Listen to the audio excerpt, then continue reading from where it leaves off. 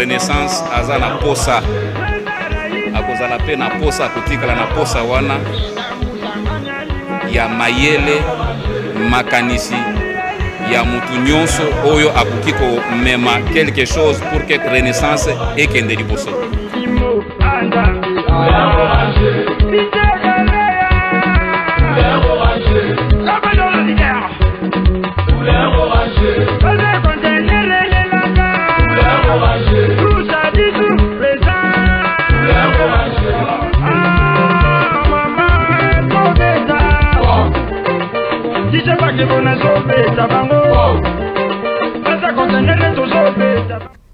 Voilà, bonsoir tous les Rennais, bonsoir tout le monde. Bino Bato Boza branché, scotché sur FM Télévision à travers votre émission Fibo Nouvelle Vision. Fibo Nouvelle Vision, émission Nabino Topé Sarabino, information sur votre club chéri, les FC Renaissance du Congo.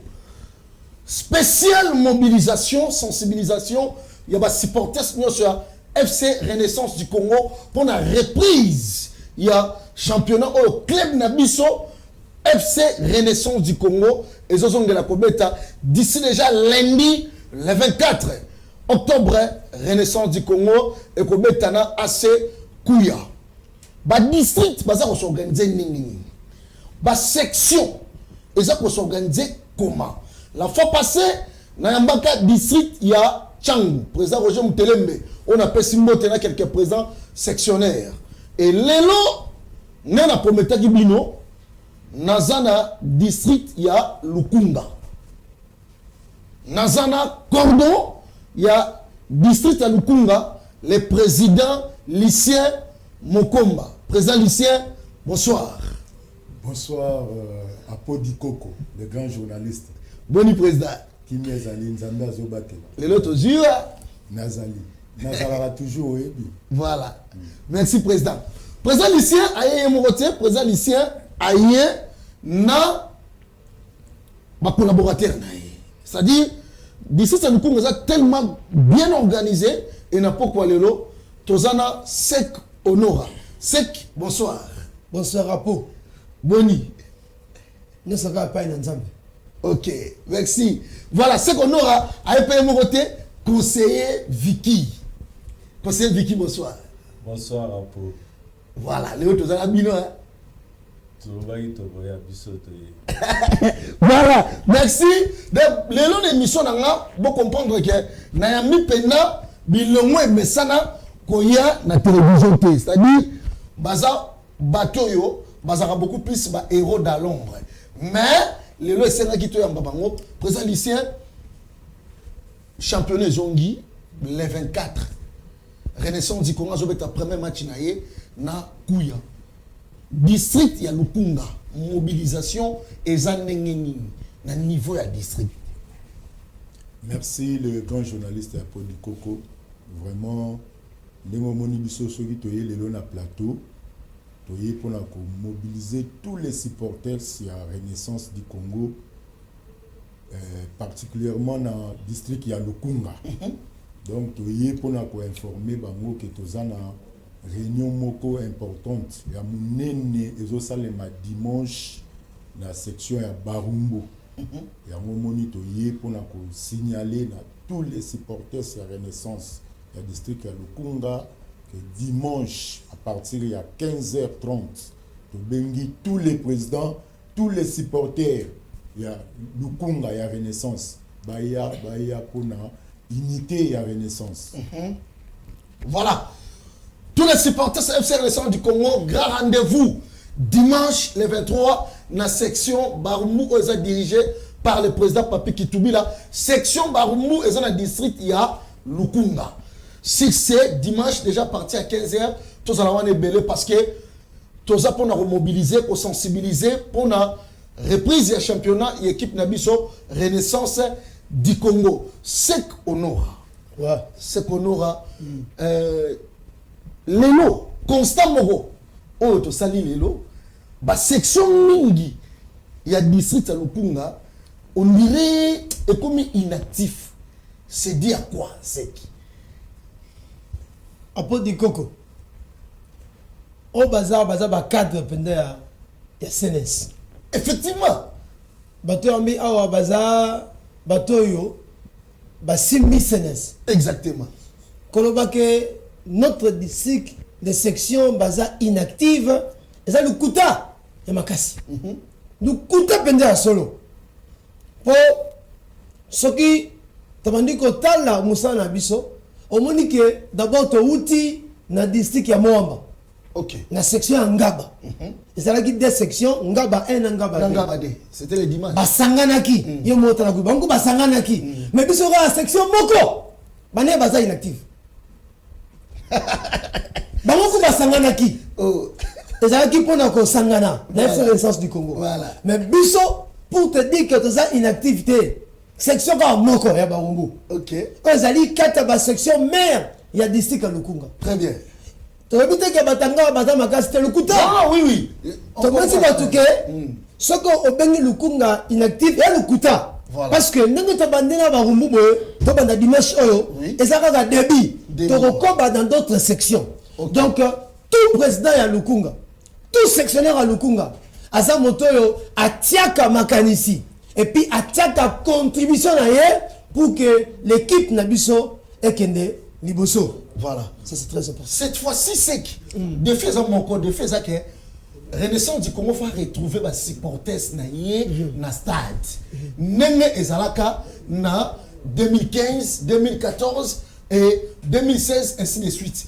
Mais si quoi lelo mobilisation et pas n'est pas na bino. Ba cadre ya district na ya mi président ya district na bino ba collaborateur na ye. Est-ce que message est transmis pour la mobilisation, la sensibilisation pour la lundi contre Kouya.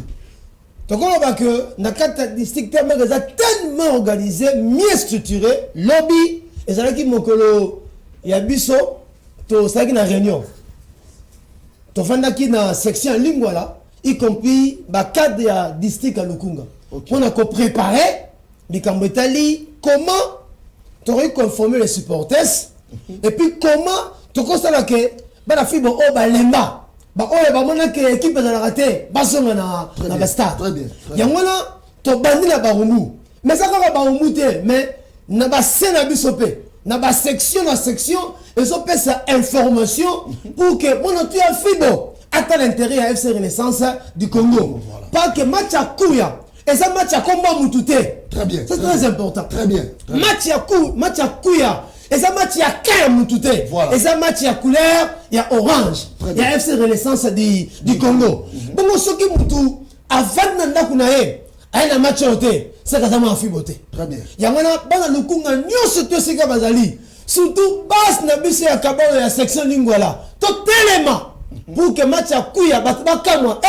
bato bazala raka OK biso to zala chaque fois voilà pour la balle très bien OK to zala chaque fois pour na balle les conseillers Vicky conseiller Vicky mobilisation ça nengeni ba côté ba breaking ba mimosa ba mbudi kuna mobilisation ça nengeni est-ce que ba René côté kuna pe baza pour s'organiser pour na affronter reprise ya championnat où ils a prévu pour na biso lundi contre Kouya comment ça n'a été saison passée Renaissance a bandé le championnat selon ba attente ça va supporter mais cette fois-ci supporter ça l'amour qui est raison pour laquelle vous avez motivation ça nengeni.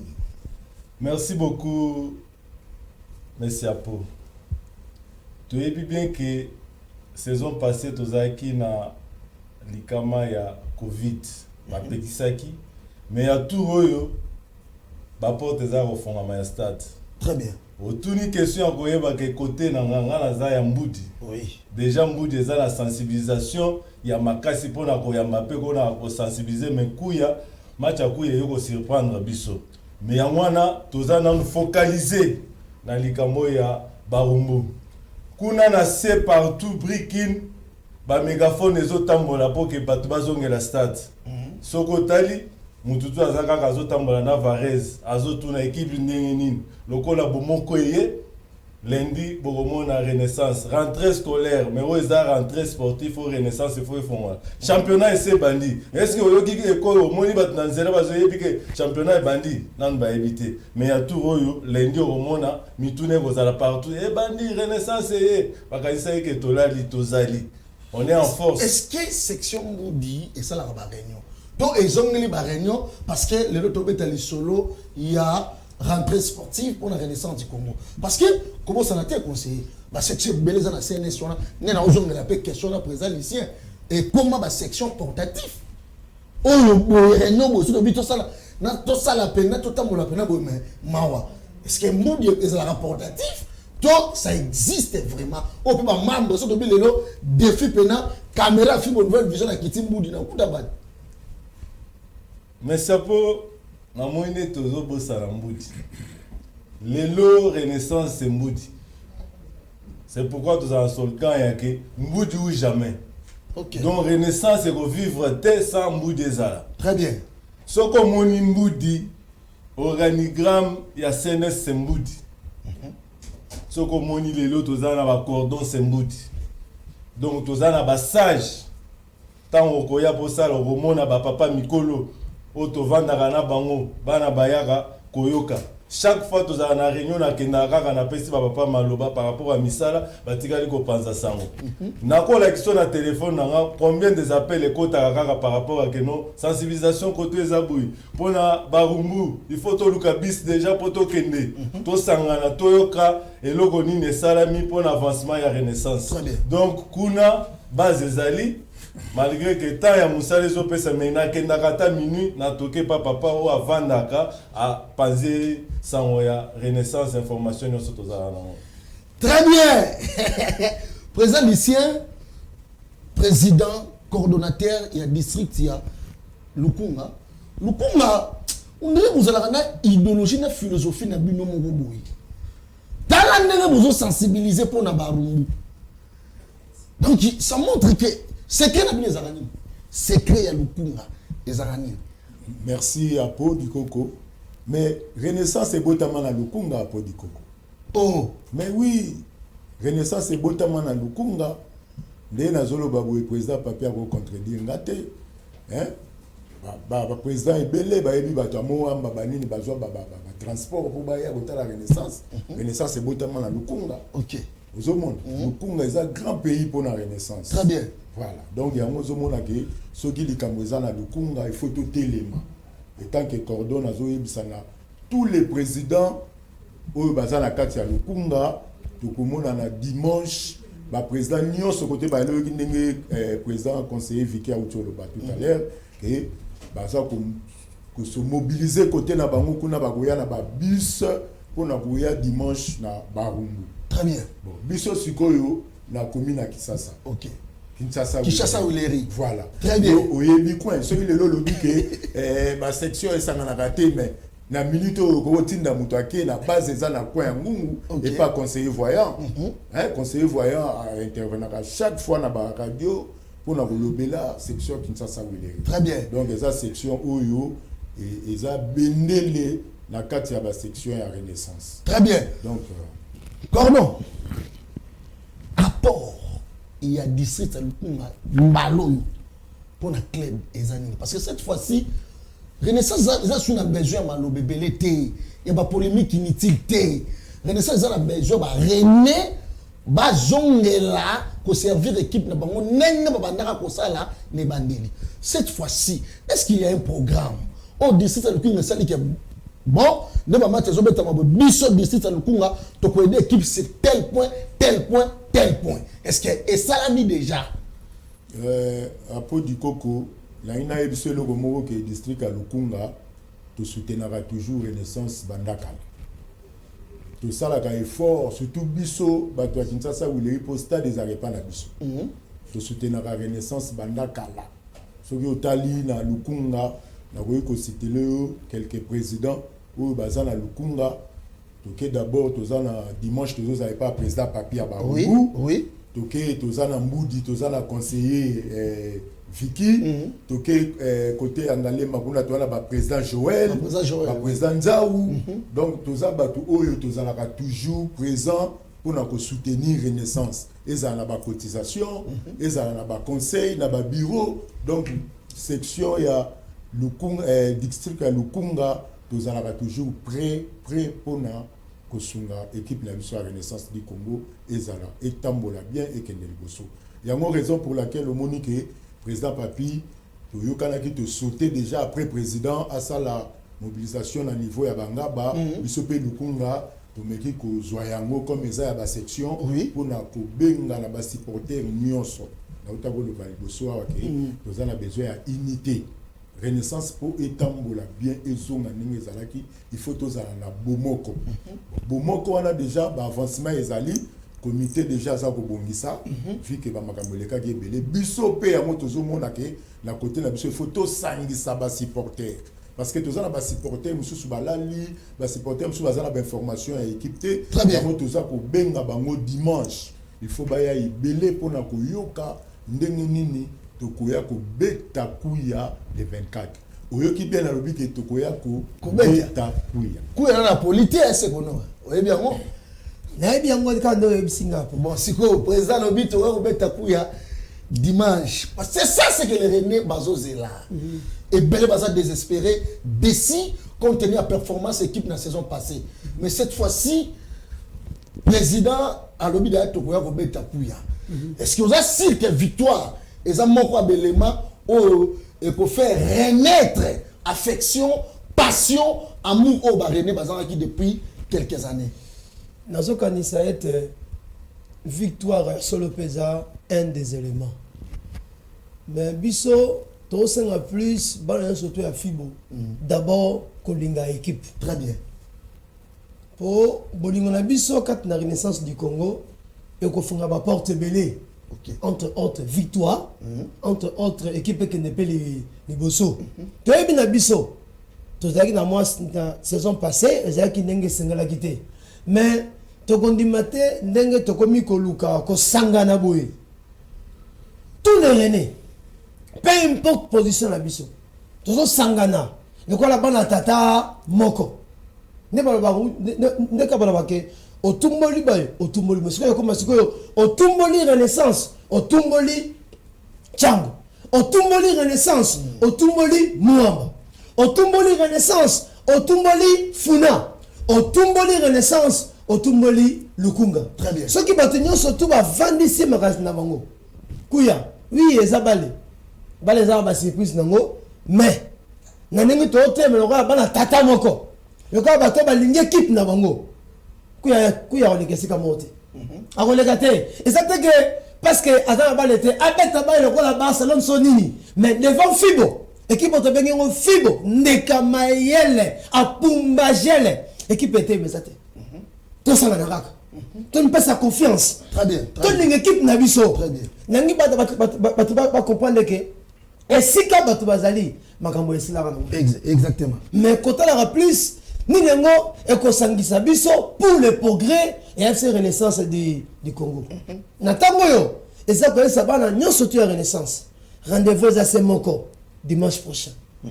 Na Barumbu. Oui, et ça a dit c'est Lukunga mais et ça faire abatu nyo surtout. Musa pimoko sur la longité. Ce qui mutaoti chango et ça qu'on a FC Renaissance du Congo. Mutaoti kuna mbudi to ya to sangisa mayele pour que to poser makamusu asika enfin que Fibo na biso o ezalaki soko so beta match ata mutala ki ponga soyoka ezalaki so beta ata mutataka nguba yebi ke o eza renaissance tango ngone yango yo ba fi wa tele mesika bazali dimanche biso no surtout d'abord na Barumbu to sangisana to fandisa mesika moko et comme tango yo été bato batala plus intérêt renaissance plus intérêt renaissance et puis balingango au moins soko lingi mutu mabene otala monter donc total plus équipe na biso tout tient fort ensemble pour que et que Rosa départ ya sika rien n'est impossible et à celui qui vit encore sur la terre très bien ndeko Aristote na Lac Mwero lingwala alobi azamona Fibo alobi na tuna sekonora akan rassemblement il y a des supporters chez Lingwala parce que abina mon ba le mingi ba mais Lingwala bo pèse mon programme té Aristote na Lac Mwero René merci yebisaye azala kimia tobi ke ezali kamuya ba CNS de bureau CNS ezali collègue ka na ba district par la section d'abord to bande na Barumbu na sima Barumbu tozokende na kota Mbudi OK Mbudi mama emo ngaliema na sima na bango lukunga ekokite kobota la silence nyonso tout ça dit que tant to le kana kuna bongo to kosenga baso na lingwa mais cette fois là to koza lingwa na Kinshasa Très bien. to za biso monte Très bien.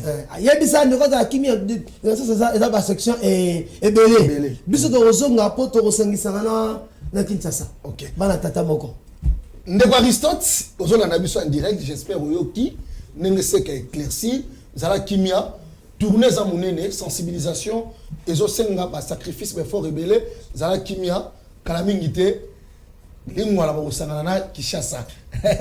Merci. Nena ndolo bato ozolanda biso en direct ko benga te comment ndenge Ndeko Aristote auto komabo to kotanga message en direct. Voilà, conseiller Vicky. Conseiller Vicky. Apodipo. Bah, mais on va visiter les journalistes du peuple. Les journalistes du peuple. Voilà. C'est Mickey. Bieza, les nids de Zate. Mami Moudi, Bino Boakana Babi. Papa journaliste Sapo. Est-ce que vous se rappelez que non, match Nabiso à Liboso, dans le stade des martyrs, tant que l'on a et Pefkin, tu bêta une équipe. C'est le 4 janvier. Tu bêta une Kouya. Très bien. Ah, Toton Istagi stade bien Toton Istagi. Et ton Nagi. Kouya Sagini. Allah la guité. Allah 1-0. Bia. Kouya. Odimanga Sissoko. On a fait Simbote. Kouya Siko na Obang et l'année. Yangwana lobi que non. Tozongi si elengi ya bal lundi. Mais lundi wana poto tondi sané stade des Arlandais loko toyeli. Très bien. Tozo bandera rapi na barungu par rapport ya district ya Lukunga. Toko tika kaka Lukunga pe ya Pambate. Oyo pe ya funa waza pembeni ya barungu. Ako kati ça peut passer information ça ya Renaissance.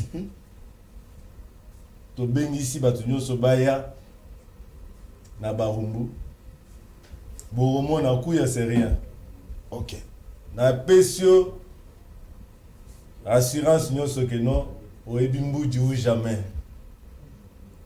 Mbudi ou jamais. Kombo ya section mbudi ou jamais. Donc kuya wana komona biso et to rola lisaye poto pese lengi. Bina futa za besoin na bilengi ya Renaissance. Oya mona voilà ngisa wana ezo zonga sikoyo surtout yango batu bazana poster au kota stade zela lende o mona batu okima misala ba okima poto komi déjà pour moko. Très bien. Bato bazana besoin au kota stade parce que to komi déjà bon moko. Donc tous les jamais sans vous, rendez-vous à prise lundi Renaissance du Congo à Robetana Kouya. Président lycéen. Nous avons une question. Alors, nous avons président lycéen. Est-ce que les forts, nous allons répondre à Nini Tembe na Tembe?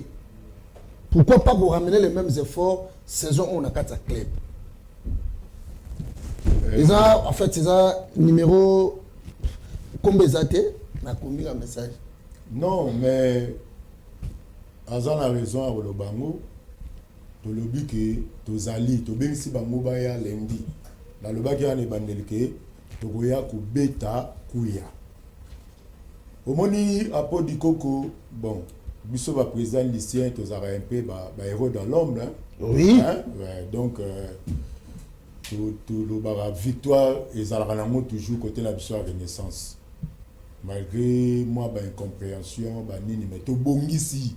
Tout ça, c'est un supporter, nous sommes l'autre de Sabango, Awake, Kouya, Bisso, Toko gagner Kouya. Section Kinshasa, Willery, et Zalaka toujours prêt pour la réussite, il y a FC Renaissance du Congo. Donc, tout ça, prêt pour la réussite, il y a Renaissance du Congo. Et puis, ce qu'on a bien, Bisso premier match national martyr pour la rater. Oui, oui. Hein? Tu banda championnat la martyr, tu banda mo jamais la défaite. Et puis tu nimate que défaite en haut à ta homo à la couille. Hein, à Podikoko. Mais non, boya ebele ndeko ya kalendi na stade benga ba collègue na yo bandeko na yo nyonso bazanzinga ya fibo yebisa bango ke avant to ya lundi na stade to zala nanu dimanche na Barumbu Kabamba croisement Bakongo entre Bakongo Kasai baya nanu dimanche et puis lundi to kendi to beta fibo to beta kuya pardon pour na bilengi ya fibo ezala toujours likolo. Très bien. C'est pour nous. Nous, nos supporters, vraiment pour retenir pour le rassemblement d'image. Est-ce que rêve, on a même discours ou bien comment? Merci d'avoir pour la parole. Pour mon numéro à ma renaissance, je comme Meli. Camille, tout n'a vu ce que Batabalembaki. Très bien. Batabalembaki dessus. Touti côté la intérêt équipe pour le moment. Bongo comme Manabuso au travers CNS par le président Willy. Et ça dit comment ça bana fibolete équipe zongi d'abord. Très bien. Et puis comment ça bango orientation à Sika par rapport à notre bande saison. C'est ça les grands messages. Et quand la mabé déjà tout le bas au baroyoka dimanche. OK. Sinon dimanche bayana bangote. On se mona. Ce qui déjà muta comme il y a biloko enfin biloko bela. Ti biloko est là en dessous. Et on a biso saka ko bisa batete muta atana besoin ba makamara ça nenga solo penda. Nenga nani solo kela dimanche. Rendez-vous ne ya mwana. OK. Na Barumbu. Et ça c'est comme on ko bunga parce que tant on le kana kamba to retia ba drapeau wana. Okomona ki aizala rendez-vous ya fibo. Donc mon surtout aya ayoka makambo renaissance et plus ayoka comment to recommande saison yo to rebete nango to rotamusa ndenge nini ata muto apesa ka 100 francs na ye to ça porte ya dimanche. OK. Ata muto nga azokisa ata muto biso zokisa aya dimanche. Très bien. Et c'est ce qu'on dit to koya pour total intérêt à FC Renaissance du Congo. Apo Fibo, et c'est là où ça va monter. OK. Et c'est qui peut et peut ça rabattre sengo. Mutumu soa qui musa l'ennemi. Mais tant qu'il y a bien la renaissance, maman a bossé bakanda. Voilà. Donc dimanche bana Fibo baya. Bakoyoka makambo ya sengo makambo kitoko. Makambo yo kopesa bongo posa koneka neza ki liboso. Pour une mobilisation makasi na Barumbu. Pour ça section mère nengo lobaki ou bien vraiment ils ont esprit au lukunga bola que ça biso que ils non seulement Barumbu mais toutes les sections lukunga au descente aux alara bongo. Oui, ils ont solo mais je crois que conseil Vicky donc à cause ça n'a pété. Auto banio et ça raté pour na Barumbu. Ils ont dit que lukunga et que ça neboé. Et ça pousse à battre le Kunga. Et ça pousse à coordinateur lycéen. Et ça pousse à Ngamoro secrétaire. Il y a CNS. Et ça pousse à conseiller Vicky président. Il y a Moudou ou jamais. Et ça pousse à président surtout il y a le Kunga. Donc tout ça pousse à être tout supporter si y a le Kunga à Téléma. Neto banda Barumbu. Tout ça dans la section Nyososum. D'ailleurs il y a Moroyebi. Ce coordonnateur, on sera comment monter lycéen. Et puis quand on va et puis on se pose à l'école mon gars, et puis ça là, yé, moto à Siri, Makuta. Très bien. Ah Vicky. C'est Vicky. Voilà. Trésorier à Lukunga. Donc conseiller CNS, trésorier, il y a d'ici à Lukunga. Voilà. Ah c'est les deux ans d'ailleurs au CP là. Trésorier. Voilà, Tomo Kenasuka, est-ce que dimanche va dans le mood du peu par ça? Président, Apo, na auto lobawa que sensibilisation est ma casse peut-être la lycée. Voilà. Il y a une émission que nos sensibilisation dimanche na question mutuna otuni c'est il y a koloba pourquoi kaka Barumbu. Exactement. Mais Barumbu égale Mbudi. Très bien. Mbudi égale Lingwala. Lingwala égale Kishasa Wileri. Kishasa Wileri. Tozaba na tatabo. Moko. Siko ezali. Soki pa muninga fête ezali. Nga na mwana famille. Na okena contribution na ngate. ekomi makambo ya district Ouais. otunaki mutuna wa ya koloba biso tomonanaka te quelles sont les idées oyo tokomema tour oyo Mais effectivement. mais tour oyo lukunga Combien de Lucas présent lycée l'émission? C'est tour comment oyo on va tour oyo lukunga oyo moni nde ezotombola sikoyo renaissance bisika président Fatia Vanda Ok. bisika premier ministre Vanda bamona banderole ya lukunga ya keno fibo ezongi invitation ya président ya kotala pe fibo ndenge azobeta Voilà. nde makambo biso tozoya nango tour oyo yo yebi te zela awa tovandi a toza bato ya mayele ebele bastratégie toza nango tokobimisa yango na plateau te bato bazela bamona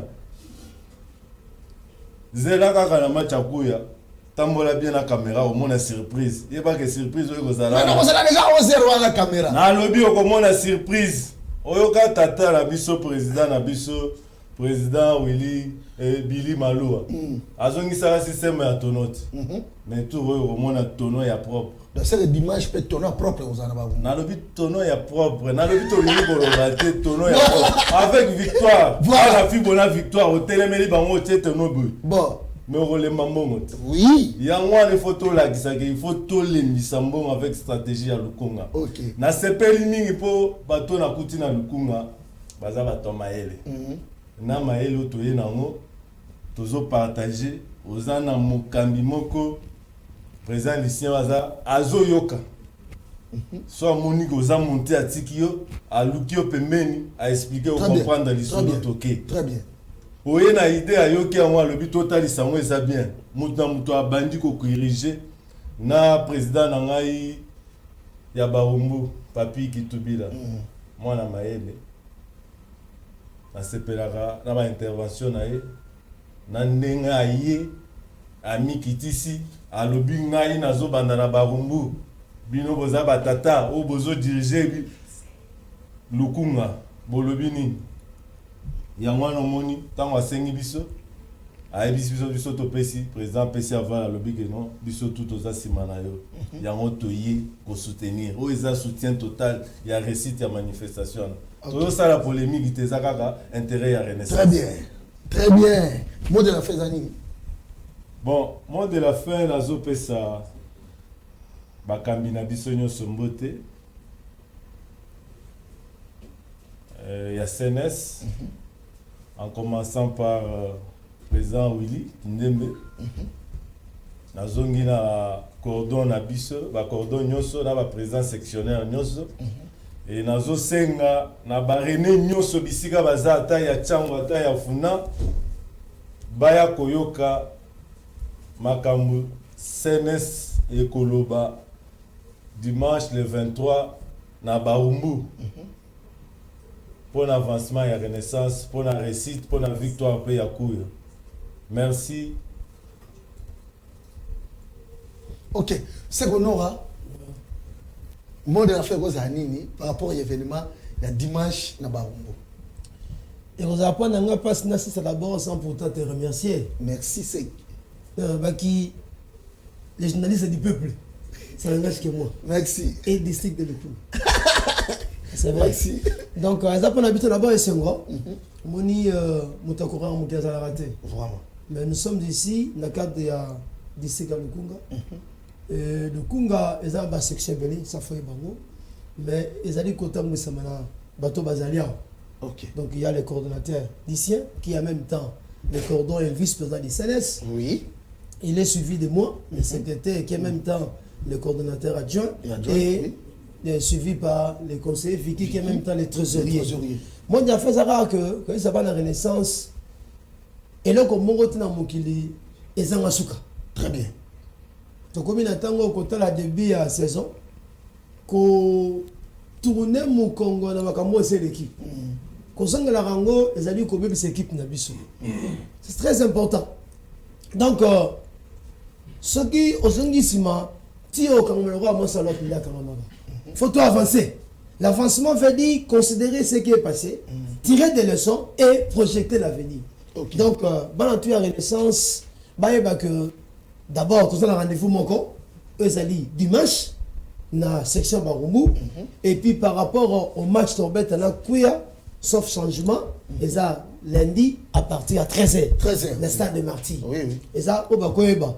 Mais comme ça, pas que total a intérêt à FC Renaissance du Congo. Ok. To lingango. So ko lingeloko, to lingi pas intérêt nango et ko sengo sa nini au contribuer. Ce qui est passé, to tirer ba leçon, total a lobby nango Renaissance. Et ce qui va battre belé. Ba c'est ngate ba soufi. On en a peut-être. Merci beaucoup. Merci Sekonora. Président Lucien, Tokomina Souka, bana kishesa Wileri ba hotala. Kishesa Wileri na pesi mino mbote.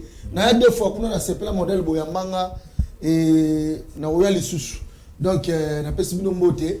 Voilà, président Lucien, Tokomina Souka, Lelo Basuka en tant que chef coutumier d'ici à Lukunga Zanini et puis pour l'émission oh.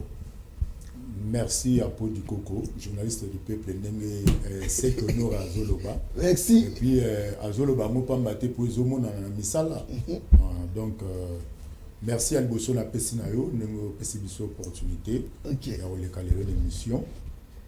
Merci à Mibale nazo pesa na bureau na biso ya CNS parce que biso tozana mokambi na biso voilà. Pour azali président Willy Kindembe que je salue en passant. Biso rôle na biso na CNS ezali sensibilisation, mobilisation. Ya momoni eloko tozo belela na ba supporter parce que ba rôle na biso ba président sectionnaire ya moi. Faut que solo la kana ba supporter aye baka programme ya équipe aye baka ndenge ezali. Siko la minute oyo tozongi déjà parce que lundi toza na match na Kouya na 13h. Yango tozo senga la ba supporter nyonso ya FC Renaissance. Que lundi tozongi sa habitude na biso ya kotondi sa stade de Marty. OK. Rendez-vous ya dimanche to sengi na ba sectionnaire nyonso. Ezaka raté que ba sectionnaire à Lukunga. To bengi ba sectionnaire nyonso ya Moam. Ba sectionnaire nyonso ya Cham. Ba sectionnaire nyonso ya Funa. Tozala ndenge tozalaki na ngaba on a intérêt à l'équipe Nabiso FC Renaissance du Congo. OK. Après, on a une soulevé le Congo que le but est très important. Oui. Tout na ba défi battant et belé ou te perdre. Le lot oyo fédération na FECOFA ba mekaki quand même couper sa biso chance. Il y a pour na unité. Tous a bosenga na ba dirigeant na biso na bazala na sens moko ya bien parce que bazako kamba ba supporter pe bazotalela bango donc batala ba intérêt na bango te mais batala intérêt à FC Renaissance du Congo na temps auto tikali nango pour équipe na biso et kende liboso. OK. Donc yango on a vraiment na lobby na ba kambignos FC Renaissance. Très bien. Ba mekana nous kotia moi mai na vino na bango pour l'intérêt à FC Renaissance du Congo. OK. Vraiment, merci beaucoup pour la yoon de Kwapo. Merci. Tozali à tout moment que vous en avez besoin d'Abisso, vous êtes disponible. Merci, président. Voilà. Merci. Merci, Nabilo Yosso. Merci, Nabarene, tout Oyo, Balandi, Bisso. Vraiment, na Poko Alelo, à travers cette émission, Fibo Nouvelle Vision, Ezaki, spéciale mobilisation, sensibilisation, pour un match, Nabisso, lundi, le 24, na Kouya. Retenez bien 13h juste. Donc, Renaissance du Congo est à 13h juste. Na Kouya lundi. Et sans oublier, événement, maman a rassemblement à tous les supporters. Il y a FC Renaissance du Congo. Il y a district à Lukunga. Plus particulièrement, il y a commune à Barumbu. Et Zani dimanche le 23. Tokozalawana. Tokozalawana pour nous rejoindre image. Pour nous relaxer. Comment est-ce que Maramegoleka dimanche na section Barumbu Oza dirigé par président Papi Kitubila.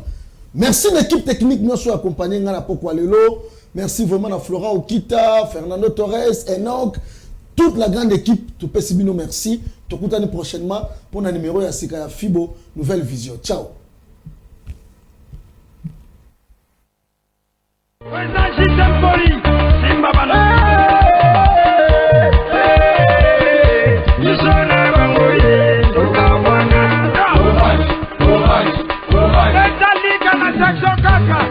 Let's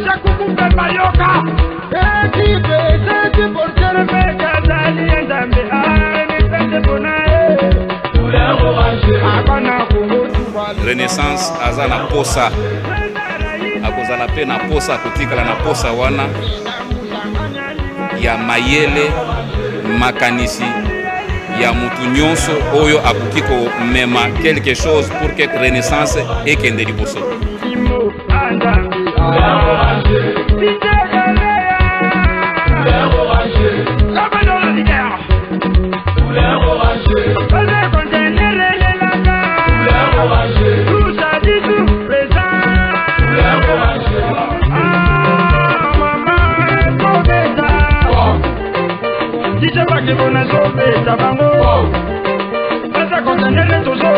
Bango,